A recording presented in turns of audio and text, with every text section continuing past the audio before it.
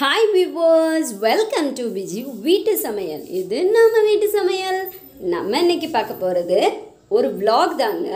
அந்த vlogலயே ஒரு ஸ்நாக் சூப்பரான ஸ்நாக் இருக்கு உங்களுக்கு.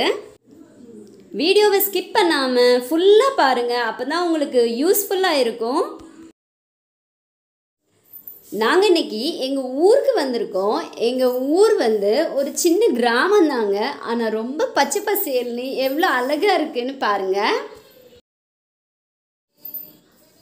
இதுதான் எங்கள் ஊர் அம்மங்கோயில்.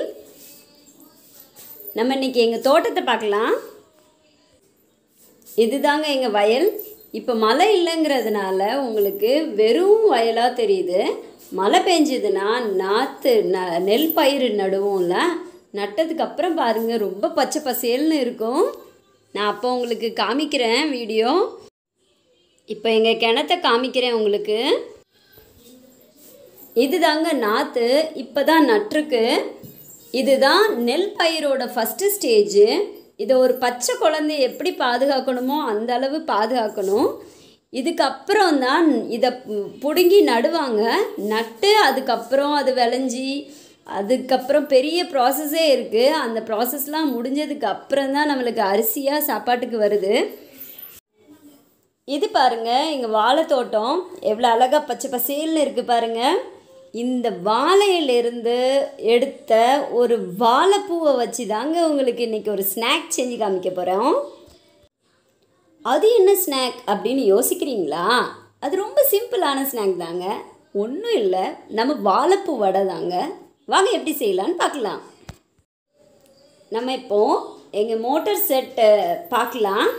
அங்கே நம்ம குட்டீஸ்லாம் என்ன அட்டகாசம் பண்ணுறாங்க அப்படின்னு நான் காமிக்கிறேன் உங்களுக்கு. இங்கே பாருங்கள், நம்ம குட்டீஸ் எவ்வளோ அழகாக குளிச்சிட்ருக்காங்க பாருங்கள். நல்லா என்ஜாய் பண்ணுறாங்க. இந்த குட்டியை பாருங்கள், அந்த மோட்டரில் தலையை கொடுக்க பயந்து போய் இப்படி கப்பை வச்சு கோரி கோரி ஊற்றிட்டுருக்குறான்.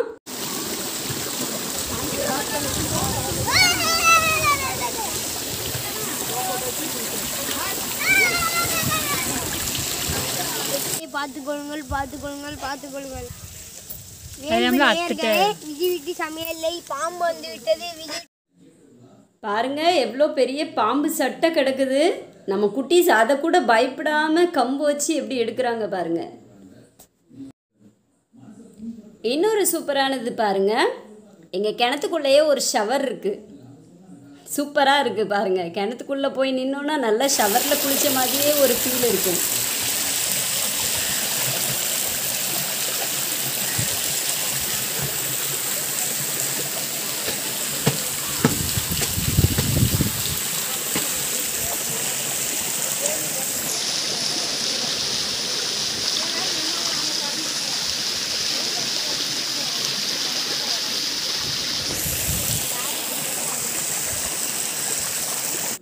நல்லா குளித்து என்ஜாய் பண்ணியாச்சு. இப்போ சூப்பராக சிக்கன் குழம்பு கொதிச்சிட்ருக்கு. சாப்பிட்டுட்டு ஈவினிங் ஸ்நாக்கு தாங்க நம்ம செய்ய போகிறோம். அது என்ன ஸ்நாக் அப்படின்னு நான் ஆல்ரெடி உங்களுக்கு சொல்லியிருக்கிறேன். அது எப்படி செய்யலாம் அப்படிங்கிறத இப்போ பார்க்கலாம் வாங்க. வாழைப்பூவை நல்லா உரித்து எடுத்துக்கோங்க. வாழைப்பூ உரிக்கிறது கொஞ்சம் பெரிய ப்ராசஸ் தான். ஆனால் உரித்து எடுத்துட்டீங்க அப்படின்னா அது நல்லா டேஸ்ட்டாகவே இருக்கும், ஹெல்த்தியும் கூட. ஸோ அதனால் கஷ்டம் பார்க்காம வாழைப்பூவை உரித்து எடுத்து இந்த ஸ்நாக் செஞ்சு பாருங்கள். அப்படி இல்லைன்னா அதில் நிறைய வெரைட்டி ஆஃப் டிஷ்ஷஸ் செய்யலாம். அது நான் அடுத்தடுத்து விலாகில் போடுறேன் உங்களுக்கு. ரொம்ப கஷ்டப்பட்டு அவ்வளோத்தையும் உரிச்சாச்சிங்க.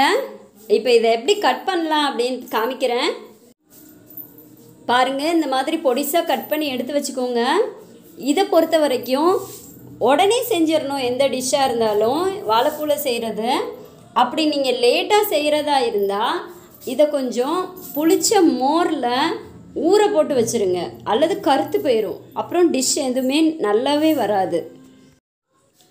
நம்ம இப்போ உடனே செய்கிறதுனால இதை என்ன பண்ணுறோம் அப்படின்னா, ஒரு பாத்திரத்தில் கொஞ்சம் தண்ணி எடுத்து ஒரு 1/4 ஸ்பூன் மஞ்சப்பொடி கொஞ்சம் உப்பு போட்டு அவிய விடுறோம். ரொம்ப நேரம் கொதிக்க வேண்டாங்க, ஒரு 5 மினிட்ஸ் கொதித்தாலே போதும், நல்லா அவிஞ்சிரும். பாருங்கள் நல்லா கொதிச்சிடுச்சு. 5 மினிட்ஸ் ஆயிடுச்சு. ஸோ இந்த ஸ்டேஜில் நம்ம கேஸ் ஆஃப் பண்ணிடலாம். இப்போது இந்த அவிச்ச வாழைப்பூவை ஒரு வடிகட்டியில் நல்லா தண்ணி வடித்து எடுத்து வச்சுக்கோங்க. பாருங்கள், நல்லா தண்ணி வடிஞ்சிடுச்சு. இப்போது நம்ம ஒரு 1/2 கிலோ கடலைப்பருப்பு அல்லது பட்டாணி பருப்பை ஒரு 1 hour முன்னாடியே ஊற வச்சுக்கோங்க. பாருங்கள், நல்லா ஊறிடுச்சு.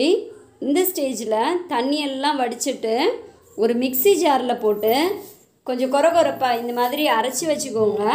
பருப்பு வடைக்கு எப்படி அரைப்போம் அதே தாங்க, ரொம்ப வித்தியாசம்லாம் ஒன்றும் கிடையாது. கொஞ்சம் கொரகொரப்பாக அரைச்சிக்கோங்க. அரைச்சிட்டு லாஸ்ட் ஜார் அரைக்கும்போது 3 மிளகா அல்லது 4 மிளகா உங்கள் காரத்துக்கு ஏற்ப சேர்த்து அரைச்சிக்கோங்க.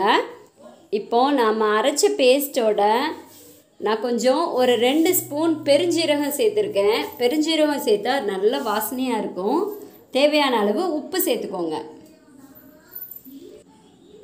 கூடவே கொஞ்சம் கருவேப்பிலை மல்லியெல்லாம் சேர்த்து நல்லா மிக்ஸ் பண்ணி விட்டுக்கோங்க.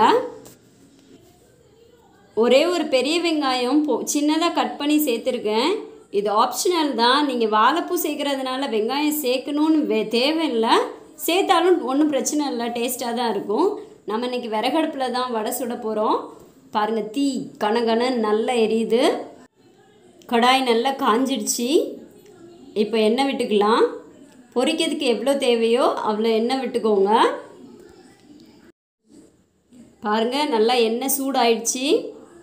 இப்போது நம்ம எடுத்து வச்சுருக்க மசாலாவோட வாழைப்பூவை சேர்த்து மிக்ஸ் பண்ணிடலாம். வாழைப்பூ கொஞ்சம் நிறையவே சேர்த்துக்கோங்க. 1/2 கிலோ பருப்புக்கு ஒரு வாழைப்பூ போதுமானது. பாருங்கள், இந்த மாதிரி நல்லா மிக்ஸ் ஆகிற வரைக்கும் நல்லா மிக்ஸ் பண்ணிக்கோங்க. இப்போ நல்லா மிக்ஸ் பண்ணியாச்சு. இப்போது இதை வடை ஷேப்பில் தட்டிட்டு எண்ணெயில் போட்டு பொரிச்சு எடுத்துடலாம்.